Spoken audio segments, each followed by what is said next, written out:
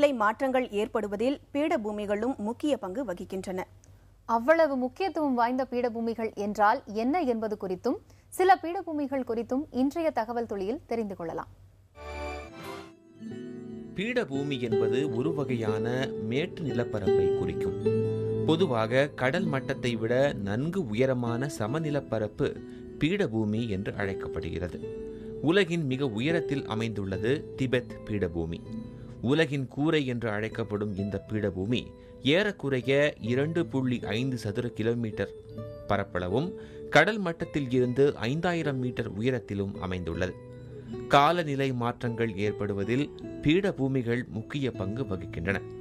இந்தியாவின் பருவமழை காலங்களில் வரும் பருவக்காற்றை திசை திருப்பும் அளவிற்கு திபெத் பீடபூமி உயரமானது. வட அமெரிக்காவில் உள்ள 3.37 லட்சம் சதுர கிலோமீட்டர் கொண்ட கொலராடோ பீடபூமியும் குறிப்பிடத்தக்க ஒன்றாகும்.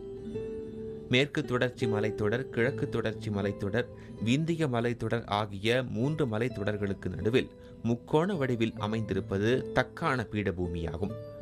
தென்னிந்தியாவின் பெரும்பகுதி தக்கான பீடபூமியைச் சேர்ந்தது. கங்கை சமவெளிக்கு தென்புறம் தக்கான பீடபூமி அமைந்துள்ளது. இதன் மேற்கு பகுதி உயரம் கூடியும் கிழக்கு பகுதி உயரம் குறைந்தும் காணப்படுகிறது. இதன் காரணமாக தக்கான பீடபூமியில் பாயும் ஆறுகள் மேற்கில் இருந்து கிழக்கு நோக்கி பாய்ந்து வங்காள விரிகுடாவில் கலக்கின்றன.